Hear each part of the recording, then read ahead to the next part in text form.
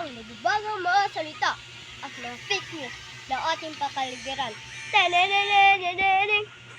Pedro Soriano, ikaw na naman ang magsasalan nito. Tananananan. Salamat, Princess Soriano. Tananananan. Ang Coffee Gibran ay isang malansang isda. Ay isang kape pala ng isang magnanakaw. Ay shoot, ay isa pala ni Michael Manahan. Shoot, bye-bye! Tananananan.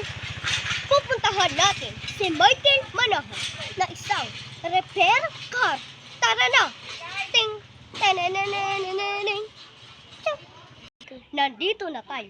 Ito si Michael Manahan, nag-repair kasi may siyang Isuzu car shop. Kita nyo naman, kaawa-awa.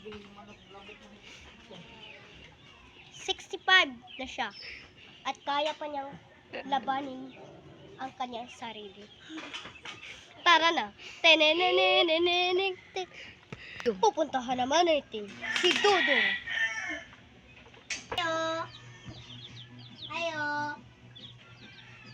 Ayo. Walang tao. Tara na.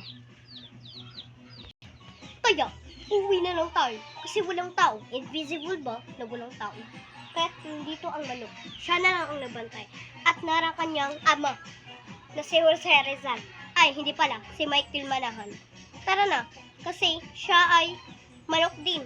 Katulad ng kanyang ama. Sige na. Uwi na kami. Ito, linuto namin ang sinasabong na manok. Meron din akong kaawa-awa. Pero ang sarap! Bili na kayo. Dito sa Mary Jane Tindahan. Nandito na ang tindera natin.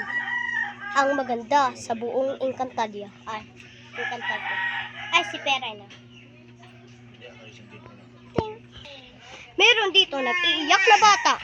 Si Master Zeus Imapula. At ang kanyang vroom-vroom. At nandito naman ang aking inang Reyna. Yan ang aking ina. Maliksi para utang.